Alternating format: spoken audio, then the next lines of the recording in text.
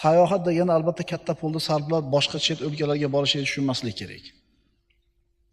Tog'larga chiqib ketish, o'rmonlarga rihla qilish, sahrolarni kezish, qirlarga sayr qilish, tabiatni qo'yniga chiqish, tog' toshlarga nazarga solish, daryolarga bir tikilib o'tirishlik. Biz sayr sayohat deganda avvalambor shuni nazarda tutyapmiz. Uyida dimlanib o'tira olmaslik.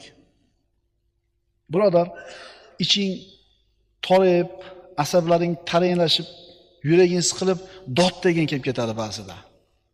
Chidamay ketasan. Shart ishlaringni yig'ishtirda, do'konni ochma bugun. Mashinangga o'tir, chiqib ket shahardan. Tog'iga chiqib ket, o'rmonga chiqib ket, yaylovga chiqib ket, sahroga chiqib ket. Bo'g'ilib, dimlanib, shaharda tutunni changini yutib o'tiravermasdan, ora-orada shunaqa qilib turgan.